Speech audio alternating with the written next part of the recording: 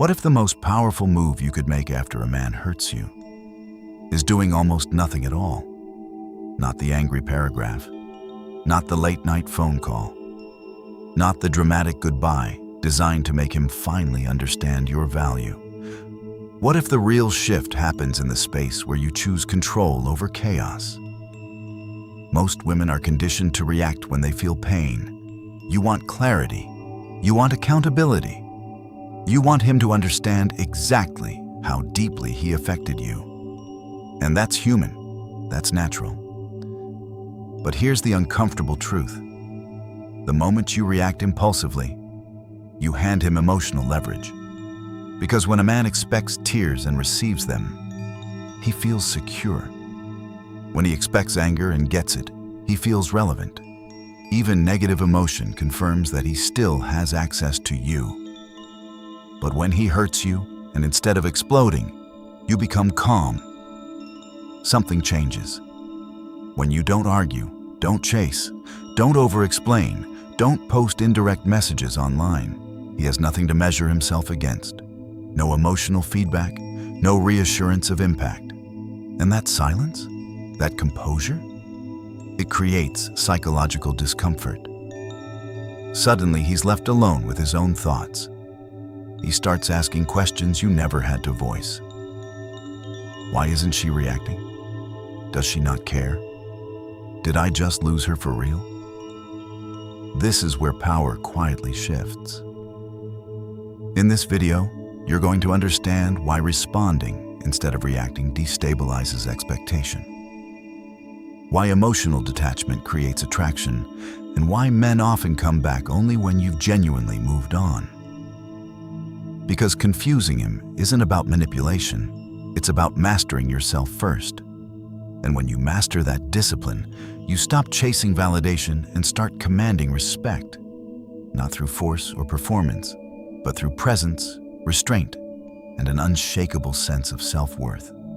That is real feminine power. What if the moment he hurt you was actually the moment you gained all your power back? Not when you sent the long message, not when you tried to explain how deeply he disappointed you, not when you cried, argued, or demanded clarity, but in the exact moment you decided to become still. See, most men are prepared for your reaction. They expect emotion. They expect confrontation. They expect you to prove that they still matter enough to disturb your peace. Because even anger is attachment. Even tears are confirmation. Even drama is validation. When he hurts you and you react, he feels powerful. He feels chosen. He feels significant. But when he hurts you and you become calm, when you don't chase, when you don't over-explain, when you don't perform your pain for him to witness, that's when something shifts beneath the surface. Because now there's silence where he expected chaos. There's composure where he expected collapse. There's distance where he expected pursuit. And that silence becomes loud. It forces him into a space he doesn't control. His own thoughts, his own uncertainty, his own ego. Why isn't she reacting? Did she detach that fast? Did I just lose access to her completely? This is the part no one teaches you. Power doesn't rise through emotional intensity. It rises through emotional discipline. In this video, you're going to understand why responding instead of reacting destabilizes a man's sense of control, why detachment is more magnetic than desire, and why men often return only when they feel your absence as something irreversible. Because confusing him isn't about playing games. It's about becoming so centered, so self-contained, so emotionally sovereign that he no longer knows how to read you. And when a woman becomes unreadable, she becomes unforgettable. Here is something most women are never told. When a man hurts you, he is not just bracing for your emotions. He is anticipating them. Drama is predictable. Predictability feels safe, and safety protects his ego. Many men are conditioned to interpret emotional reactions as proof of importance. If you argue, he knows he matters. If you cry, he knows he affected you. If you send long explanations, he knows you are still emotionally invested enough to fight for the connection. Even conflict reassures him, because at the core of it, ego feeds on relevance. And when he can trigger you, he feels significant. When he can disrupt your peace, he feels powerful. Not necessarily because he is malicious, but because control over someone's emotional state creates a sense of dominance. That's why drama does not destabilize him. It confirms his position. When you react intensely, the dynamic stays intact. He is the stimulus. You are the response. He moves, you move. He withdraws, you chase. He pushes, you explain. The pattern continues, and subconsciously, he feels in control of the rhythm. But when you break that rhythm, everything shifts. When he hurts you, and instead of escalating, you regulate yourself. He loses predictability, and unpredictability creates discomfort. Suddenly, he cannot calculate you. He cannot measure your attachment level. He cannot determine whether he still has access. And that uncertainty activates something much deeper than guilt. It activates fear of loss. Men often assume emotional leverage will always be there. They believe that if needed, they can return, apologize just enough, and re-enter your world. But when you don't react, when you don't give him emotional data to analyze, he is left in ambiguity. Ambiguity is destabilizing, because now he must confront a possibility he wasn't prepared for, that you may no longer be orbiting around him. This is why responding instead of reacting is not passive. It is strategic. It is psychological. It interrupts the expected emotional exchange and forces him into self-reflection.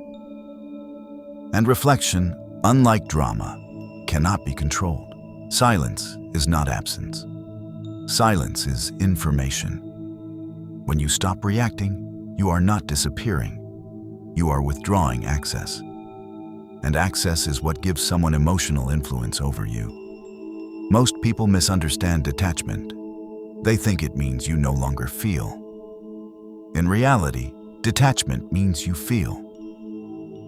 But you choose not to perform those feelings for someone who mishandled them. That distinction changes everything. When a man hurts you and you remain emotionally expressive toward him, he can still read you. He can still predict you. He can still gauge how much space he occupies in your mind. But when you detach with composure, you remove the data. No emotional updates, no visible struggle, no reassurance of longing. And the human mind struggles deeply with missing information. Psychologically, uncertainty creates cognitive tension. The brain wants closure. It wants clarity. When expectations are disrupted, the mind loops. It replays conversations. It searches for clues. It fills silence with speculation. That is why silence is powerful.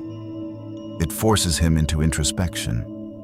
Instead of managing your reaction, he must manage his own thoughts.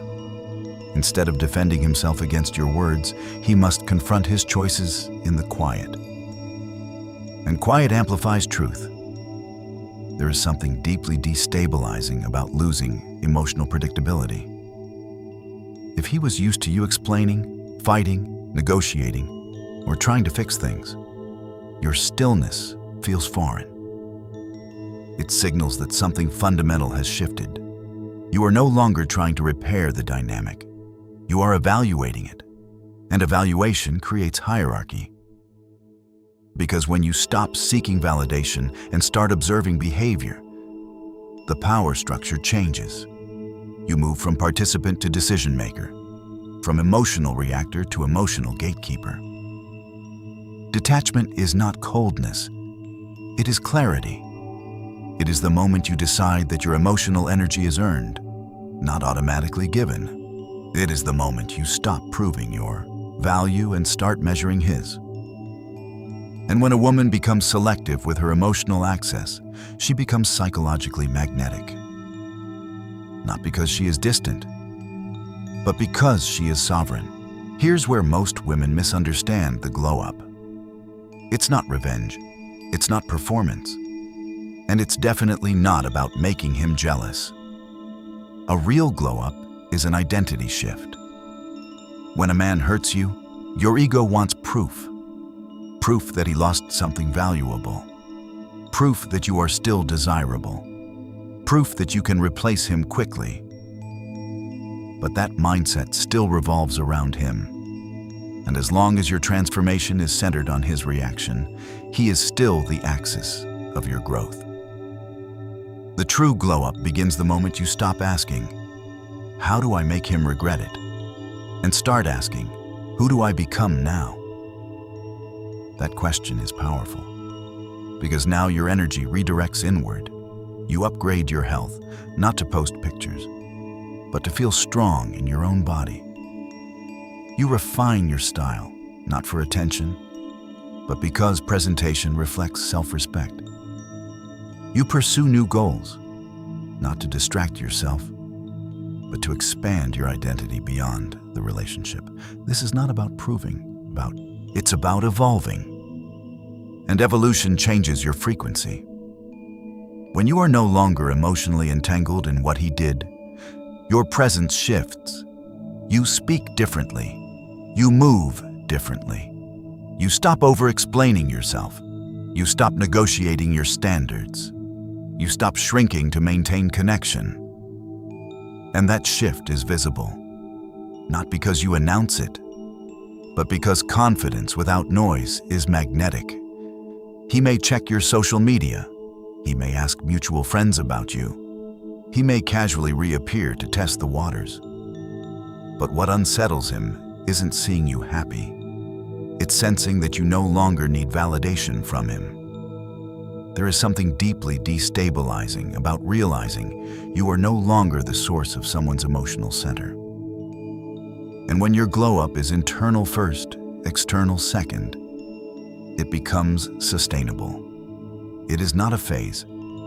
It is a recalibration of self-worth. You don't glow to be noticed. You glow because you remembered who you were before you ever needed to be chosen. And that kind of transformation doesn't just confuse him. It redefines you. Revenge feels powerful in the moment. It feels satisfying to imagine him missing you, to picture him regretting it, to think about making him feel what you felt. But revenge keeps you emotionally tied to the very person you're trying to rise above. Because if your actions are designed to trigger him, you are still orbiting him. Real power is indifference, not coldness, not suppression, but emotional neutrality. When you choose revenge, you stay in reaction mode. You post to provoke. You date to perform. You succeed to impress. Every move becomes a silent message directed at someone who already mishandled your heart. And that keeps the attachment alive. Peace, on the other hand, severs the energetic cord. When you choose peace, you are no longer trying to win. You are no longer trying to be understood. You are no longer trying to balance the emotional scales. You simply exit the battlefield. And that is deeply unsettling to someone who expected a war, because most people are prepared for anger. They know how to respond to hostility. They know how to defend against accusations. But very few know how to respond to someone who walks away without bitterness. Peace communicates something powerful. I no longer need closure from you. And that statement, even if never spoken, removes his psychological leverage. When you are no longer trying to prove, hurt, impress, or retaliate, you become unreachable in a way that no dramatic exit could ever accomplish. Revenge is loud, peace is final, and finality is what truly confuses someone who assumed they always had more time with you. Men rarely feel the loss immediately. In the beginning, there is ego. There is distraction. There is the illusion of options. He may assume you'll calm down, that you'll reach out, that time will soften your standards. He believes access can be regained with the right words at the right moment. But time does something unexpected. When you truly detach, not perform detachment, but live it, your energy shifts permanently. You stop checking. You stop wondering. You stop rehearsing imaginary conversations in your head. And that's when the dynamic flips. Because the moment you no longer feel the urge to prove yourself, he starts feeling the urge to re-enter. Not when you cry, not when you argue, not when you threaten to leave, but when you genuinely move forward. He senses the distance. He feels the silence stretch. He notices that you are no longer emotionally available in the same way. And slowly, realization sets in. You were not an option. You were the opportunity. And by the time he understands that, you are no longer waiting. Here is the truth most people learn too late. When you stop trying to be chosen, you become untouchable. Not because you built walls, not because you became cold, but because you stopped negotiating your worth. A woman becomes untouchable the moment she understands that love should feel safe, not uncertain. That respect should be natural, not requested. That effort should be consistent, not conditional. When you internalize that, something shifts permanently. You no longer chase clarity from someone who created confusion. You no longer argue for standards that should be obvious. You no longer shrink yourself to maintain access to someone who cannot meet you fully. Instead, you walk away quietly, and that quiet confidence becomes your power. Because the ultimate confusion for someone who hurt you is realizing they can no longer reach you emotionally. Not through guilt, not through charm, not through nostalgia. You are steady, grounded, self-contained.